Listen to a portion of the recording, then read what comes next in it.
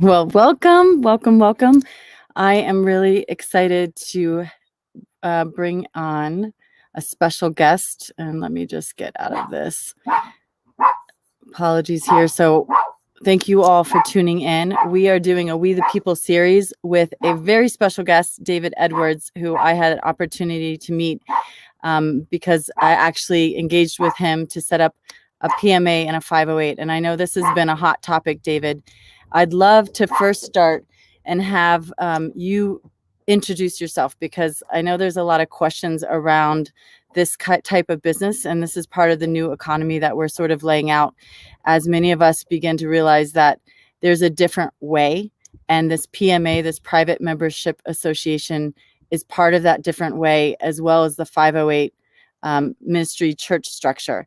And so there's a complete buzz right now. A lot of people are getting really excited. But what I realized in talking to you is that this is something that's actually been around for quite some time. And one of the questions that I want to dive into after you introduce yourself is, how come none of us knew about this? So can you just give people a little brief bio of your background, how you came to this, and then we'll dive more into the nitty-gritty of the conversation. Okay, before I do that, let me start by wishing everybody a happy 245th anniversary of our Independence Day. Most people have the common belief that July 4th is our Independence Day, but however, that's actually the day that the public declaration was made. July 2nd is actually when Continental Congress voted to declare our independence. So, happy Independence Day, everybody. That now on, I've tried for a very long time to make sure that this is never made about me. It's about the message and the information that gets out there, or that's put out there. But people also have a need to know a little bit about who's delivering the message. But I just don't want the message to get lost. But the PMA structure, the whole private domain, the protections of the private domain are a new concept to a lot of people, but it's nothing new. The separation of the domains between public and private has always been there, but we've got long settled case rulings going back to 1803, but separating the domains and the protections thereof. We use the words public domain and private domain because that's what the courts have historically used. But it's actually just a separation of the jurisdiction of public law and the jurisdictions that the people retain for themselves. But and that's the basic concept that people need to wrap their minds around. Now, I started in law a little over 36 years ago, and I had the opportunity and honor to be mentored by a man who at the time was the chief judge for the federal court systems for the Southern District of Ohio, and a very highly respected law school professor. And he kind of changed the course of what I intended to do. But to make a long story short, I've been in law for 36 years. I am not a licensed attorney. If I were, I wouldn't be able to do a lot of the things that I do now. I would have restrictions imposed by my public oath of office. But if I had to give it a title. Just to interrupt you for a minute, David, and I know that you've made this not about you and about the message, but I think that was really important when you shared that with me, that you taking an oath to do law would have circumvented you from doing this work, which you've been doing for decades. So I think that's a really important point. Right. We have some conflict that I've been hearing lately with some of the more constitutionally minded attorneys. You got to keep in mind that there are two law encyclopedias that pretty much govern our system of law. Both of them declare that a licensed attorney's first obligation is to the court because they're an officer of the court. And this is the way I was taught way back then. Their second obligation is to public law, and their third obligation is to their client. Therefore, if I were a licensed attorney and I were drafting documents to take our people out of the jurisdiction of the courts and out of the jurisdiction of public law, it would be a violation of my oath of office. Therefore, almost 40 years ago, I had to make or 30, 36, 37 years ago, I had to make the decision that not to become licensed by any governing board in any state or become a member of the bar. But hopefully, we're going to see a lot of that changing with some of the more constitutionally minded attorneys that are coming forward now. But I've been doing this. I've been studying law for over 36 years, and in my case, that's never ending. But I've been doing what I do now specifically for a little over 26 years, focusing on helping people to learn the things that are no longer taught. Since I'm not a licensed attorney, if I had to give myself a title, I would consider myself more of a consultant. I teach people the things that are no longer taught and help them to properly draft their documentation to keep their lives and their business as a matter of a private contractual obligation between them and the members of their PMAs. You have to keep in mind that law says, and the law is actually older than this country and it's declared in the Constitution, but it says no state can pass any law that impairs the obligation of contract. But so we're creating that private contractual relationship within our PMAs between us and our members. But the important thing is that we leave the statutory compliant language out of our contracts and out of our founding documents. And when I So talk about statutory, I want to interject just because you've been living this for so long, and I want to break it down. And that first conversation I had with you, I learned a lot in just a few minutes. And one of the things that I like to do is translate it for like the typical person. Now I'm an entrepreneur, so I have a little bit of grasp of that knowledge, but let's just dive into the PMA, Private Membership Association, exactly what it is, because you're talking a lot about this private contractual agreement. And I think this is not even a new language, but a new concept for a lot of people. But yet there have been many private membership associations. And was that the beginning? When did we split off from doing PMAs, and when did they actually first start? Private associations that are nothing new, but we see and hear and deal with private associations and private organizations all the time, and we don't even realize it.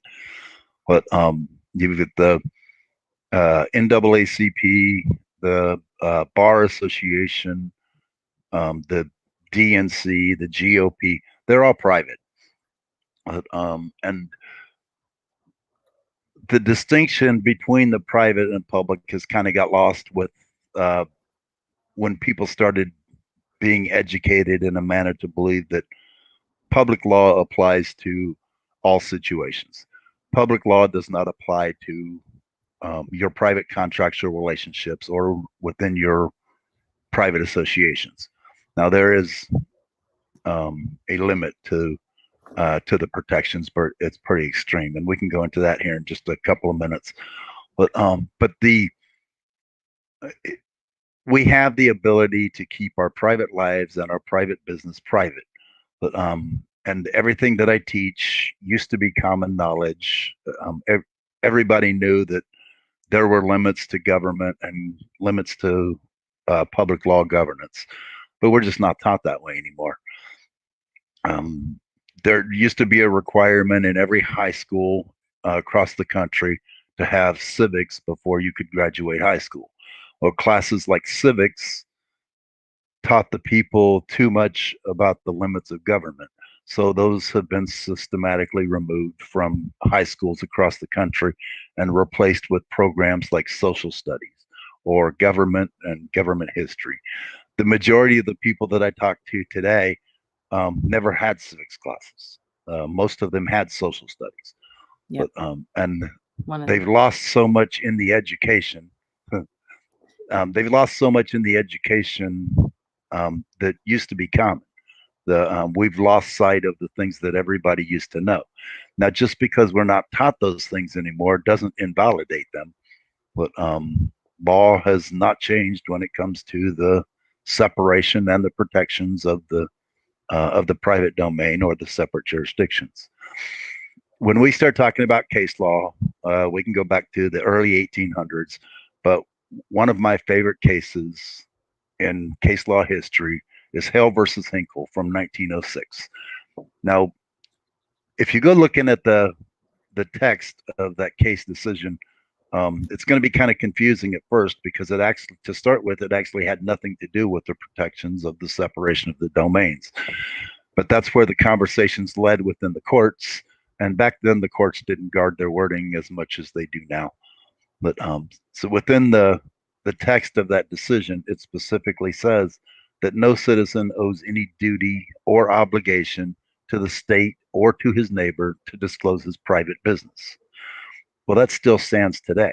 There's no other case that's been cited in the history of case law more than Hale versus Hinkle.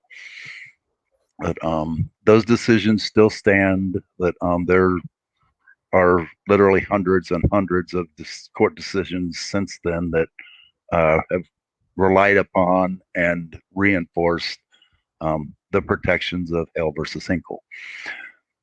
We're taught that if we want to involve ourselves in business, that we need to either form a corporation or an LLC or ask for permission by getting a business license.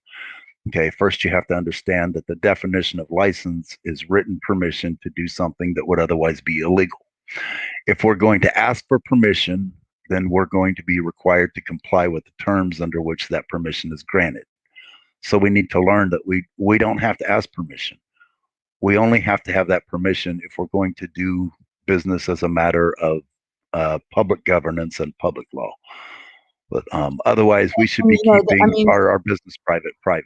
And we've been indoctrinated, just like you said, that the change in the schools from civics to social studies. I mean, this is a planned, educational program that we've been on, and we've all we've indoctrinated to not ask questions and not to think this way. So it's a change in thinking, really, outside the box. I don't see any way that could have effectively been done if they had tried to just implement it all at one time. Too many people would have been in opposition to what was coming. So it's been a process, but and this is exactly what I refer to when we start talking about the dumbing down of America. It was a process to remove this education from our public schools, but and our system of public education. Those that are in public office that are very much aware of the fact that you can change the thinking of an entire nation within just a couple of generations, and we've seen that happen here. It was a matter of removing information like this. It's just not commonly taught anymore. But so people don't know the options are available because they're not taught that way. But government didn't have the need to actually try and obstruct or interfere with those protections. All they had to do was stop teaching it, stop making people know that the protections are there, and they've always been there.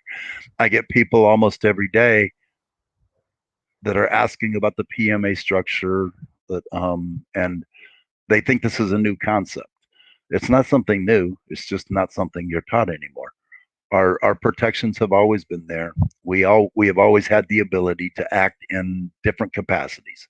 You can act in the capacity of a public person or a private person or a private member at any time you choose. And right now, without even realizing it, you typically change those hats several times every day anyway. But so you need to understand basically that you have the ability to act in those different capacities at any time. So when you're properly founding your PMAs, that your members are converting their capacity from a public person to a private member. That's what creates that private contractual obligation to keep your business private and within the confines of your own PMA or ministry or private health association, private education association, whichever way you decide to structure it.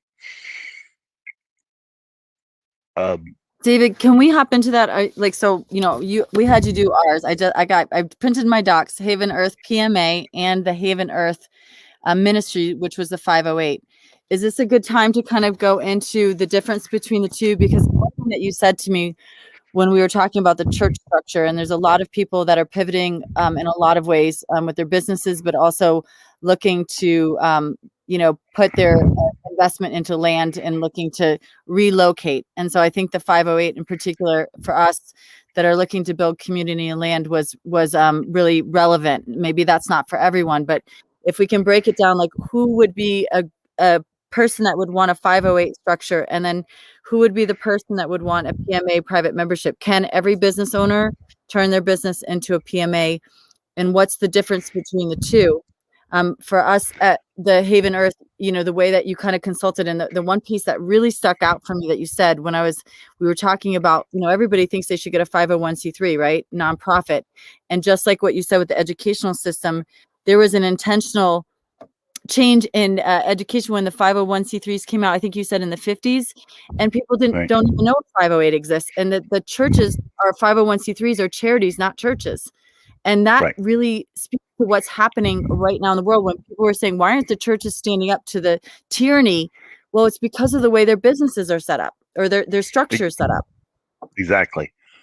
Okay. First off, you got to realize a corporation is a creature of the state. You cannot create a corporation on your own authority. You have to petition the Secretary of State to do that on your behalf. If you could create one on your own authority, it would be a private association. Okay, since the corporations are creatures of the state, if you want to follow a maxim of law, but the state will always have the ability to govern their own creation. But you may be running that corporation, but the state actually created it, but on your request. So every one of our for a long time now, the church leaders for decades actually, the church leaders have been taught that they need to incorporate the churches and they need to become 501c3 entities. So when all of the mess started in March of 2020, um, churches were being told they had to close down or put whatever other restrictions in place depending on where they were at. People started asking, well, wait a minute, what about the separation of church and state? And a lot of our church leaders had to start going back to their own congregations and telling them, we voluntarily gave up those separations of church and state when we became incorporated and became 501c3 entities. Okay, the state gets the governance authority because it's a creature of the state, it's incorporated. Federal government gets governance authority because you become a 501c3 organization. In 1954, we saw the passage of the Johnson Amendment. For those who aren't already familiar with it, which I would hope most people are, Johnson was vice president when Kennedy was shot. Okay, he stepped into the presidency. Prior to being vice president, he was a senator, and he's responsible for the Johnson Amendment, which went into place in 1954. Okay, the Johnson Amendment governs certain speech and activities of uh, the nonprofit charitable organizations. So, as a result, the Johnson Amendment prohibits our churches from preaching about, teaching about, discussing, or becoming involved with certain topics, almost all political or related to law and government. There are topics you cannot discuss in a church, or they'll pull your 501c3 status.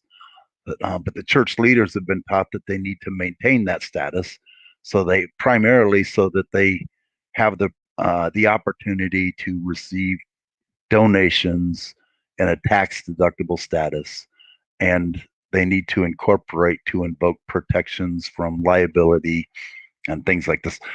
What they're not taught is they have the same ability as a 508c1a organization. They have the same protections as a 508c1a organization because they actually have the separation, the true separation of church and state that was always intended. that most of our churches across the country have voluntarily given up. They're not only exempt from the regulation, they're accepted out of the ability to impose that regulation because it's a true separation of church and state. If we go back to some of the specific wording from some of the court cases, the judges have actually compared it to a state-run church, which is why the distinction was put in place by Thomas Jefferson in his letter to the Danbury Baptist to begin with. Now, when you start talking about the separation of church and state, you get a lot of people making the argument that it's never really been law, but it was just an accepted doctrine. I can't agree with that perspective, but, because when Thomas Jefferson wrote that letter to the Danbury Baptist, he was president of the United States. But and in my mind, you can't get any more solid on the doctrine than it being issued by the man who was president of the United States at the time. Most cases, people don't want to argue law with Thomas Jefferson. That's exactly why in some of our different founding documents, we use Thomas Jefferson's words specifically. When we're talking about putting together a 508 entity, whether it's a faith-based organization, a faith-based association, or a ministry or church, we typically include the language that the organization is founded based on a belief and a reliance on your faith in nature and nature's God. That's the reason we include that language is because that's a quote from Thomas Jefferson, and most judges just don't want to argue law with Thomas Jefferson. But when you're talking about the faith-based structure, everybody's minds always jump to Christianity first. I happen to be Christian, so I don't see the conflict there. But you got to keep in mind, the definition of faith has nothing to do with religion. Okay, religion has everything to do with faith. The definition according to the courts of faith has always been a firmly or strongly held belief. There's no mention of religion in that definition. So if you're looking to establish a faith-based organization, you've got to determine, where does your faith lie? But do you have a faith in God, or do you have a faith in nature, or do you have a faith in the universe? It doesn't matter where your faith lies. What matters is that your organization is based upon that faith. Now, once your organization is established, then you can start looking at invoking religious protections and religious freedoms. But technically, faith has nothing to do with religion, at least until after the organization is established. And the faith-based organizations have the ability to invoke the protections of the 508 entity.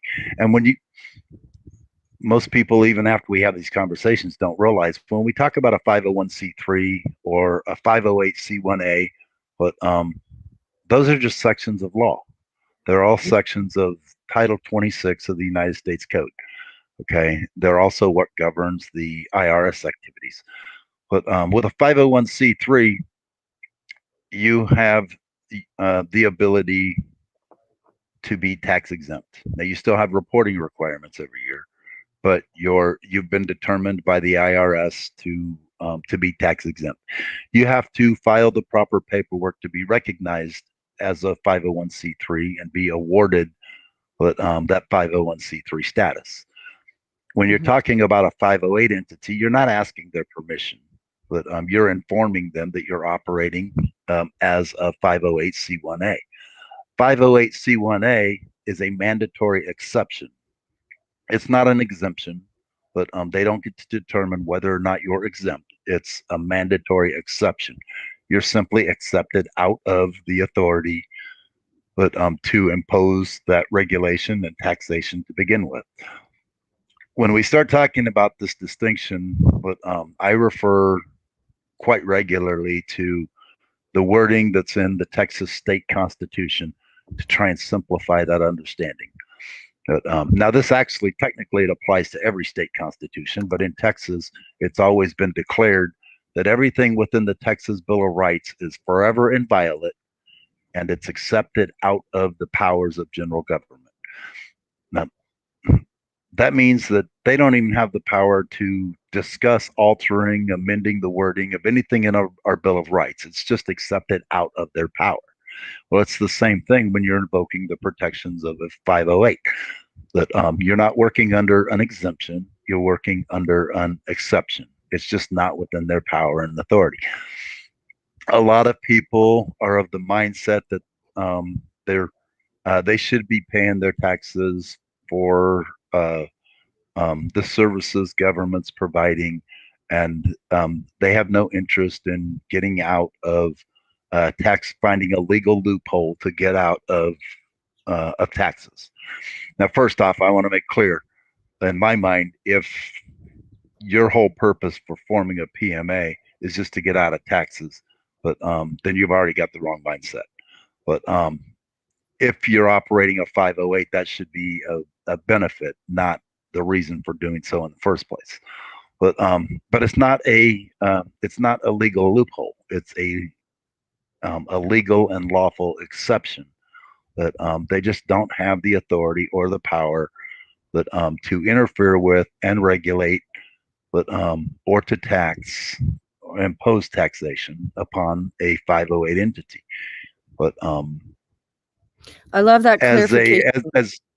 as a standard PMA, but see, everybody wants to take a general application and apply it to all associations and all faith-based organizations, but and that rule doesn't apply.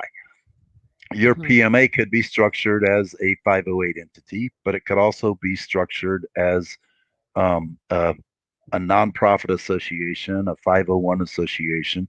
But those are cases where you're working under a legal exception. You're tax exempt. But so that's got to be kept in mind when you start having these discussions, because everything that applies to a 508 doesn't necessarily apply to a standard tax exempt association. They do have the ability to make that determination, but whether you're tax exempt with a standard PMA. These rules only apply to the 508, where it's beyond their ability to impose that taxation. So yeah, I love the clarity between the religious and the faith, and then what you're breaking down as far as exemption and exception. And so what would be a circumstance where you would, like for us, you recommended doing the 508 and the PMA, which we did. I know that when people are dealing, and if people are looking at acquiring land, is that a particular a time where the 508 would be more relevant? If you're looking to acquire land on behalf of your ministry, your faith-based organization, you're invoking the protections of the 508, but it removes government's ability to impose that taxation in the first place. Okay, so when you're talking about property taxes and at a state level, but as a 508, you have the ability to contact the state and tell them to remove that property from the public tax rolls. So there's no longer public tax or property tax imposed upon those properties. That's a protection of the 508 because of the separation of church and state. That doesn't apply to all PMAs. Now, when we start talking about which types and structures of PMAs are going to work, but or be suited for the protections of a 508 entity. Okay, that there are some types of private associations that naturally fall within a reliance on your faith. The biggest protections historically in this country have been needed for those in the private healthcare industry, but specifically the natural healthcare. Our homeopaths, our naturopathic doctors, chiropractors, holistic healers. But there's a need to keep the FDA and the state medical boards out of their business. Okay, anything related to a reliance on nature or natural health, but can easily be construed as a faith-based organization. You have that reliance upon your faith in nature. The same thing applies when you're looking at private education associations. But there are different forms of private education associations. But your teachings, your curriculum, the focus of your private education association can very easily be faith-based, the same in the same manner as you see Christian schools. Now, let me clarify something there. People automatically assume that a private school has the same protections of a private education association, and that's not the case. Private schools may be outside of some levels of governance, at least not as bad as public schools, but that doesn't mean that they're operating in the private domain. They're still operating in accordance with a business license issued by the county or the state, depending on where you're at. They're still under the governance of, even though they have more flexibility and more freedom, they're still under the governance of the state regulation and the regulation of public law and compliance with whatever mandates are put in place that, for curriculum or other matters, because they're still operating under permission of that license. Whereas a private education association is not under the governance of public law, but it's not operating in accordance with the license. A co-op generally has more freedom than even the licensed private schools. However, a co-op is still a public domain structure. Corporation, LLC, foundation, co-ops, they're all public domain structures. If So you're looking to when was invoke that the cooperative? protections, When was the cooperative model set up? Was it around the same time? Like, how did that emerge? Because that was my thought, that it I would be similar to a yeah, membership I association. So, because you're saying the membership association started back, did you as far back as like the 1800s, and then they started infiltrating with these 501(c)(3)s and the cooperatives, because cooperative is a membership association, right?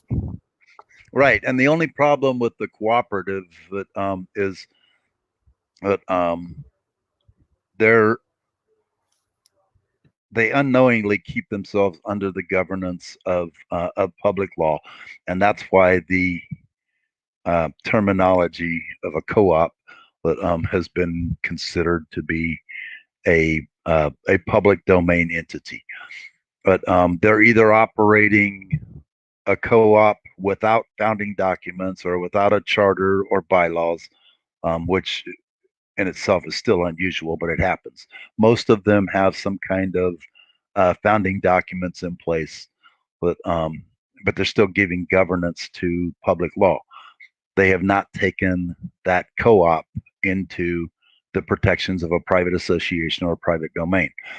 When we're talking about the governance of public law, statutory compliant language within your documents, we're taught that within our standard contract language, there's supposed to be a clause that gives governance to the laws of the state of whatever, laws of the state of Texas or the laws of the state of Connecticut.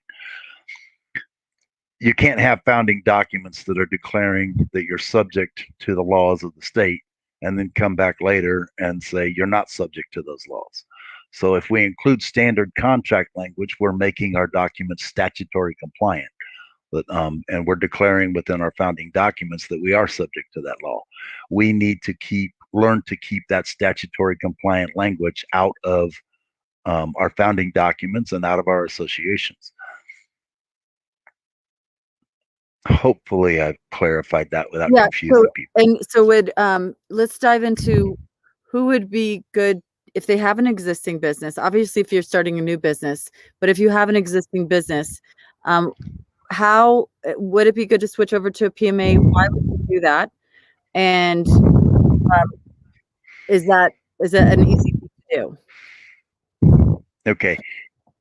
Any business can restructure in the private domain, but not all businesses are going to benefit from it. Okay. For example, I've had owners of small businesses doing heating and air conditioning that have wanted to restructure in the private domain.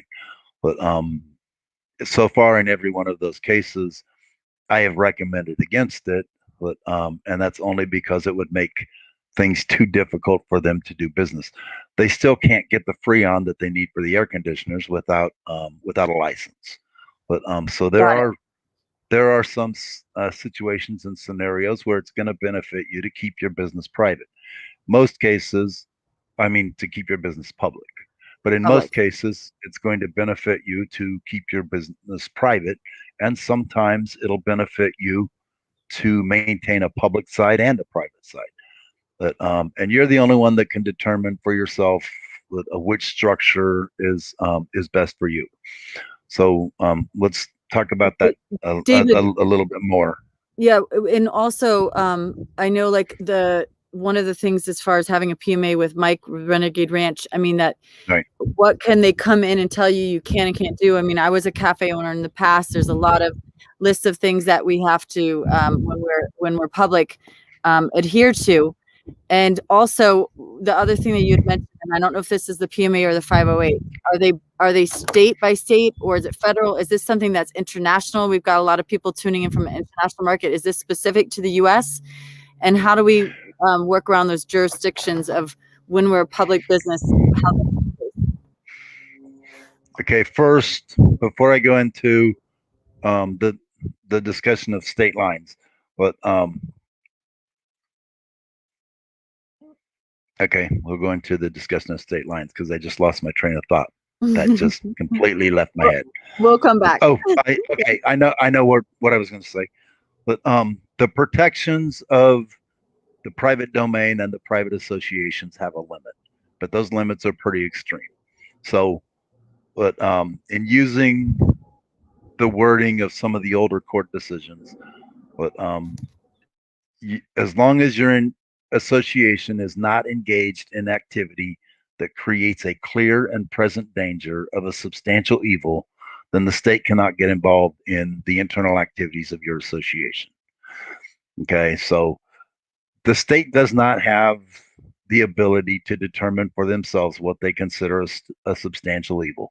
If they could just make that determination themselves, then they'd find a way to get into every association anyway. But there's a test that's been in place in the courts for over 150 years to determine that. And if you want to put it in simple terms, basically, but as long as your association is not engaged in activity that's causing an immediate threat of serious harm or death to somebody, then it's not a substantial evil. So I tell people regularly, don't engage in activity that follows the lead of Jim Jones, trying to get people to drink this great Kool-Aid, but or entering into any other kind of suicide pact, and you'll be fine. Um, the states and the courts know where those limits are, even if you don't know where those limits are anymore.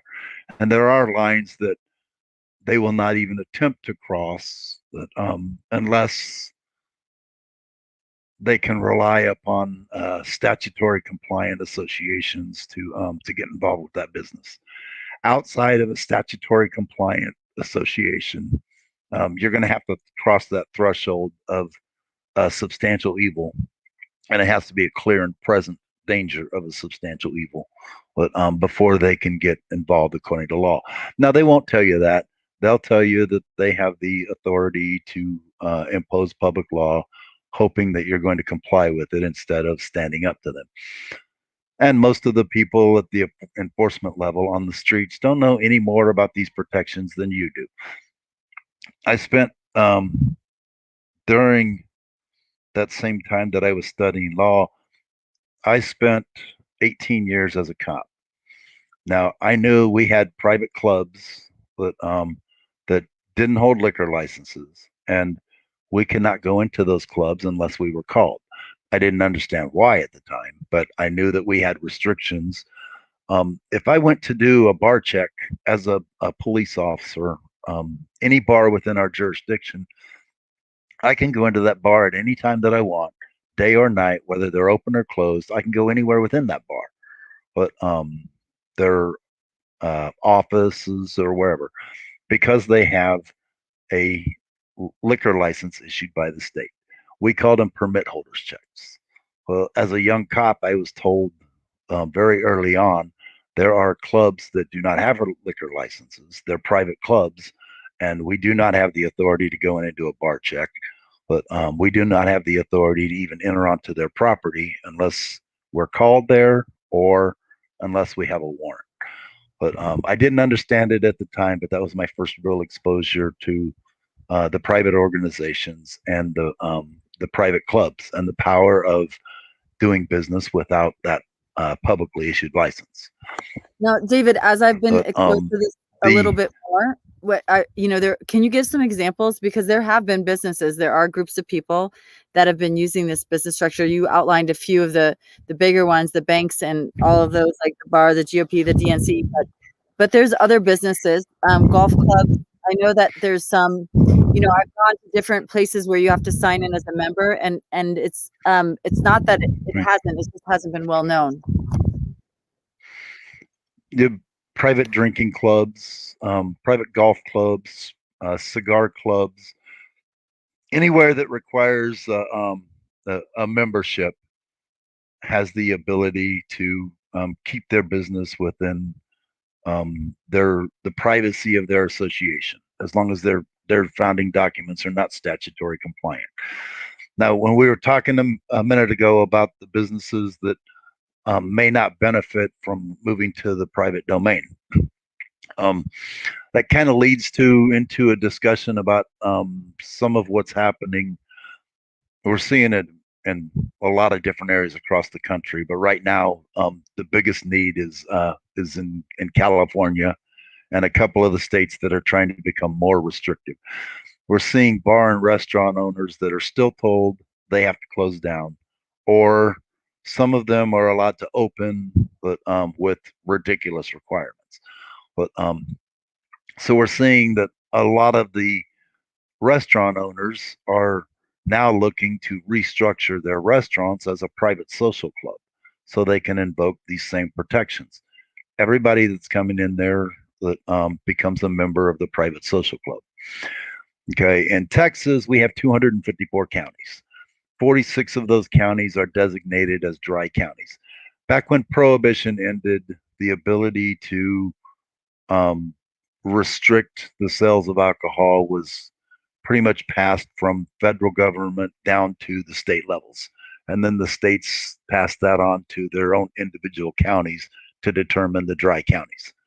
But so if you go into, for example, Brownwood, Texas is in a dry county. I can go into a steakhouse in Brownwood, and the people around me may be sitting and drinking a beer with their steak dinner or margarita with their fajitas or whatever. But I can't order an alcoholic beverage myself. But I would have to become a member of their private drinking club before I could be served alcohol within their restaurants. And they want to go back to another firsthand account. But about 25 years ago, roughly 25 years ago, but my mom used to manage a VFW club in Tennessee. But she was in a dry county in Tennessee. Once a week, she would have to go to the neighboring county to pick up a liquor order and bring it back to her club.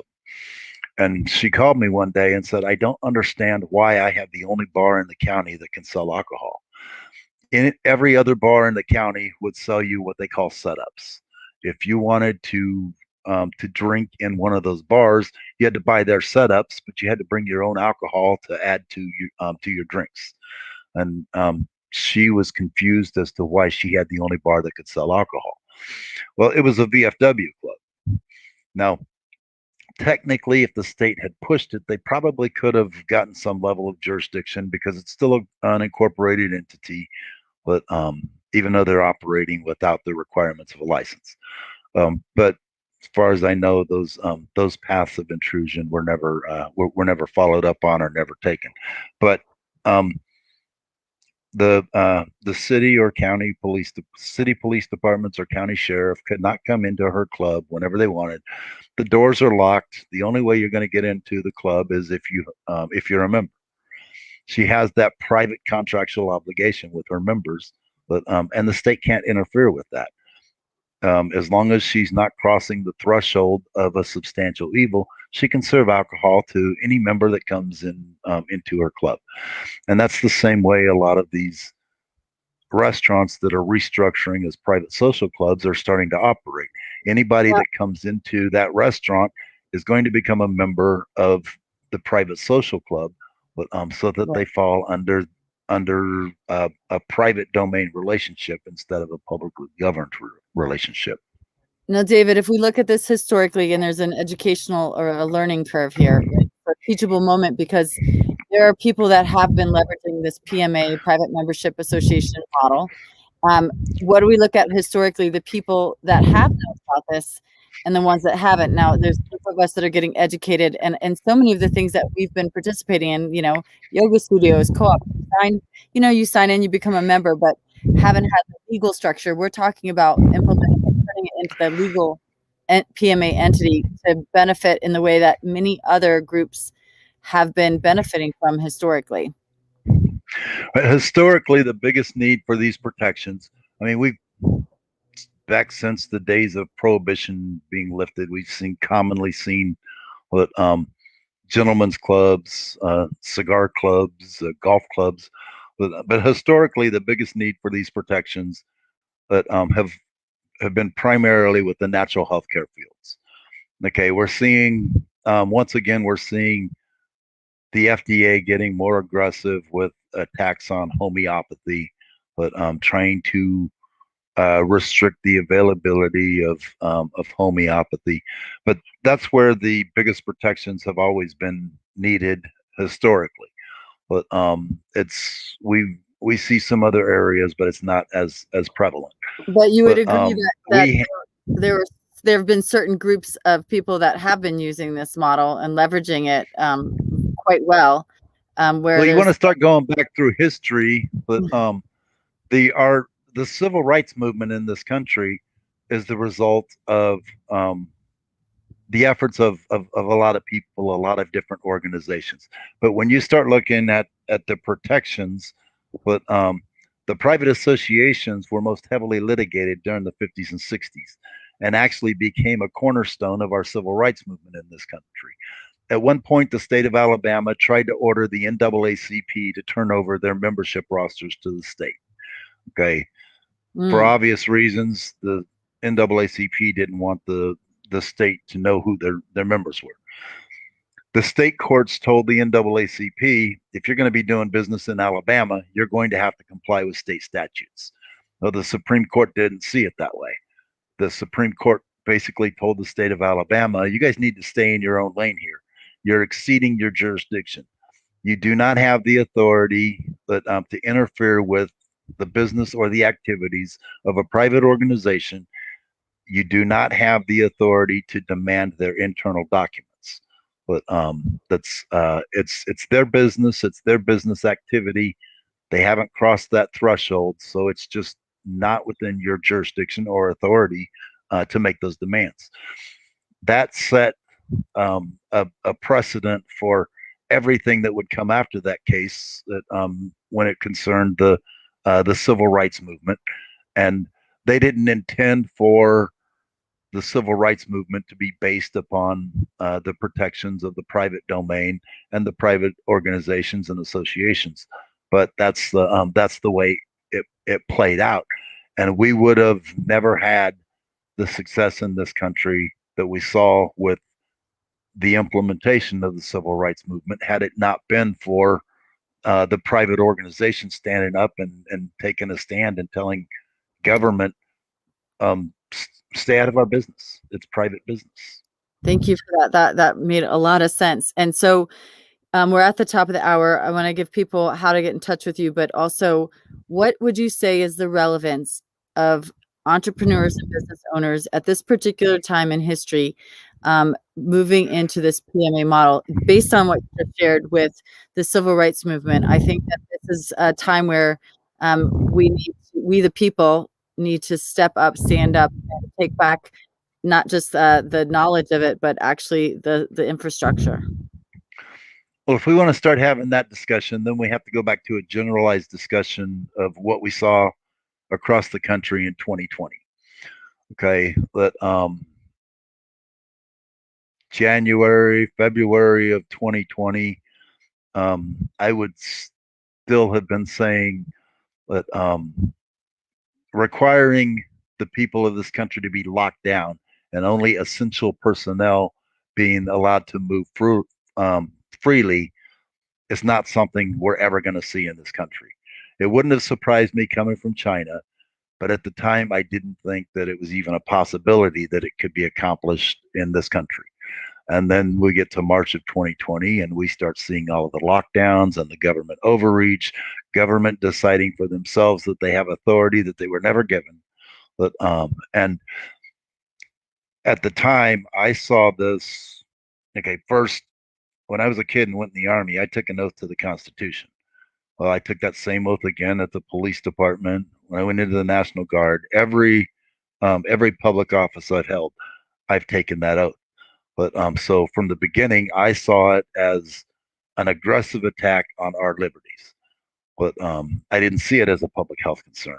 In my perspective, it was simply an attack on our liberties. And I thought this can't stand. I was surprised to find out very quickly the number of people that were willing to openly accept that attack because they thought it was for um, the benefit of the people, the common good. But and we can take that into a whole different discussion. But when I look back on it now, I see 2020 in my mind as one of the best things that could have ever happened to us. But because we had so many people that just either weren't aware of the overreach or just of the mindset that it was common business, it's within the state's power and authority to do it, or they were on the fence that accepting of pretty much whatever government decides to do. And now those people are no longer on the fence. I hate to use the term waking up, but because I think it's been misapplied in several circles. But that's basically what 2020 caused. It caused people to start waking up and realizing that there's a government overreach here that it's not within their authority to do, and we do not have to allow it. But so those are the people that are now willing to continue with this message, among other messages, and that encourage people to rely on law to stand up for themselves and their families and their own liberties and their own rights. But so I can't see. I really have a hard time looking back and seeing 2020 as a totally negative experience. It's caused too many people to want to implement change and regain the ability to invoke their protections and freedoms that they didn't even that we've got to the point that they don't even know they have anymore. Yeah, I mean, That's I thought why my I thought I was message. sorry, David. I was saying I thought I was fairly awake, but this was all new information. And had this not happened and gone down the way it did in 2020, we wouldn't be having this conversation. There's before we kind of close out, there's a couple questions as far as the existing like gyms and yoga studios and Costco that are memberships, but they're memberships, but they're not set up as a structure as a PMA, just like the co-op. Is that You've got when if you want to use examples like Costco or Sam's Club, but first off, you're talking about corporations. They might be structured, but to limit their dealings with their members, but they're corporations, and their founding documents were never intended to invoke the protections of the private domains. And then you start talking about some of the private associations that have publicly come under attack, which, considering the number of private associations out there, they're very very few. But those that um, come under attack are typically statutory compliant associations. There are a lot of people out here, or several companies out here, that will help you to draft founding documents. That doesn't mean that they're properly founded. But yeah? And when I talk about properly founded, these are places that are charging what I consider to be extremely unreasonable prices to prepare founding document packages. And what the the people are receiving are statutory compliant documents. I've had more than one chiropractor that's paid over $10,000 for a Wow. founding document package, and what they got was a statutory compliant package. So I had to go back and redo their paperwork for them anyway. So So, and I that's a can great segue, David, because a lot of people are learning a lot about sovereignty and constitutional law and freedom, and people are wanting to learn how to do this themselves. For us, with Haven Earth, we hired you to do our documents properly for the 508 and PMA, and for that reason that you just outlined, because it sounds like there are a lot of different things out there. So I would encourage people to go to your website, which I'll put up, getyourpma.com, to get educated on what it is we're even talking about. But as far as the process of doing it, I would love to have you on for a second conversation to walk people through that process of what to do if you're starting a business or you have an existing business. If people want to reach out to you, I'm putting in there how we can make that happen. But there is some caution, I think, as we're navigating through this. People get really excited, and if they're not setting up their documents in the right way, like you just described, that could be problematic. exactly. There are a lot of associations out there that are operating without these protections, and they don't even know it yet. And unfortunately, they're probably not going to find out until they find out the hard way. But they're operating statutory compliant associations. The state has governing authority because their founding documents have already declared it. But and most of them don't know what that means. But it was never explained to them when they were putting their PMAs together. But and that's primarily because a lot of the people that are doing these documents don't understand the difference. I've taken calls from some of these companies that are preparing documents, but asking me to explain to them the difference between statutory compliant documents and non-compliant documents. Now I teach. That's what I do. But I don't charge anybody to learn. But I teach, so I'm willing to teach them as well. But my first response was, if you don't know the difference between statutory compliant and non-compliant documents, then you've got no business drafting documents for somebody to begin with, because now you have all these associations that think that they have these protections, but when their founding documents declare they don't have them. Yeah. So David, I put in again your getyourpma.com, your new website. I know you're working on it. We'll put this video on. We'll do another one. Are you just taking people in the US? Is this something that goes beyond US boundaries? How does that work? That's kind of a I know we do a okay. lot of interviews with Dolores Cahill, and she's really involved from a European standpoint, but we do have an international audience, and it seems like around the world, there's, what is it that we need to do as the we big picture? we do help with paperwork for the associations in other areas of the world, and we invoke protections from not only our constitution and our state constitution, but also the Universal Declaration of Human Rights, the UK's Human Rights Act of 1998, the Canadian Charter of Rights.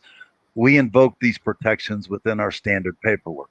But I've never been as confident relying upon law from a foreign government, because, for example, in Australia, but they have a version of a Bill of Rights and Constitution, but however, it's very limited, and their high court always has the authority to overturn what they consider their Bill of Rights.